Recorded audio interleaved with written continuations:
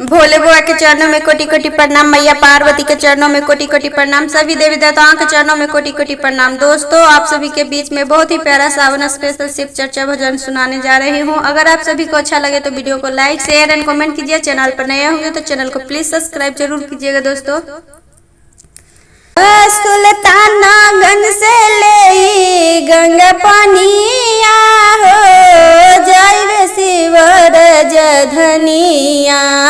सुल्तानगंज से ले गंगा पानिया हो जाए शिवर जधनिया, भोला जी से मांगवे वरदानिया हो जाए शिवर जधनिया, भोला जी से मांगवे वरदानिया हो जाए शिवर जधनिया, सुल्तानगंज से ले गंगा पानिया हो जाए शिवर जधनिया, भोला जी से मांगवे वरदानिया हो जाए शिवर जधनिया, भंगिया धतूरवा से पूजवे हम भोला के, भंगिया धतूरवा से पूजवे हम भोला के, आरती उतारब घिया बतिया कपूर से, आरती उतारब घिया बतिया कपूर से, चरण पखारब गंगा पानिया हो जाए शिवर जधनिया, चरण पखारब गंगा पानिया हो जाए शिवर जधनिया,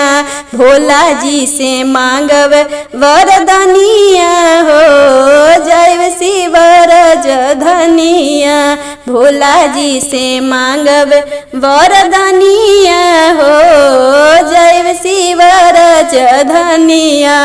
सुल्तानगंज से ले गंगा पानिया हो जाए शिवर जधनिया, भोला जी से मांगब वरदानिया हो जाए शिवर जधनिया, भस्म भभूतिया से करब सिंगार हो, भस्म भभूतिया से करब सिंगार हो, रूपवा निहारब हम उनके बारे बार हो, रूपवा निहारब हम उनके बारे बार हो, गलावा में नाचेली नगिनिया हो जाए शिवर जधनिया,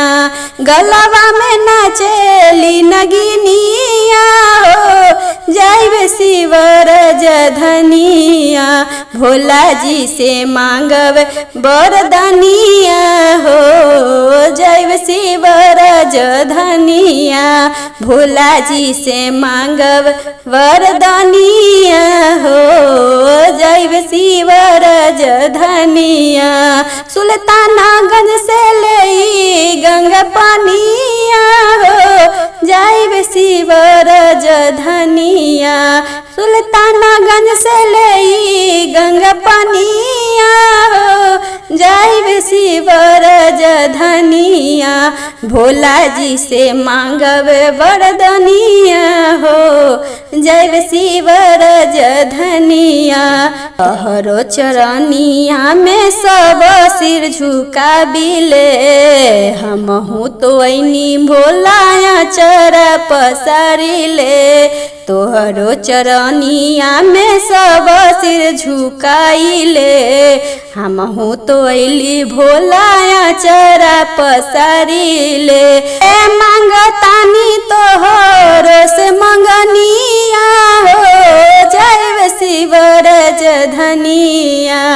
मांगतानी तोहरो से मंगनिया हो जाए शिवर जधनिया, भोला जी से मांगवे वरदानिया हो जैव शिव राजधनिया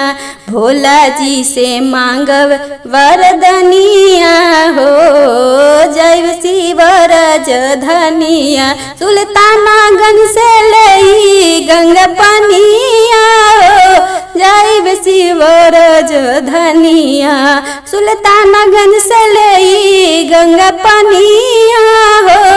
जैव शिव राजधनिया भोला जी से मांगब वरदनिया हो।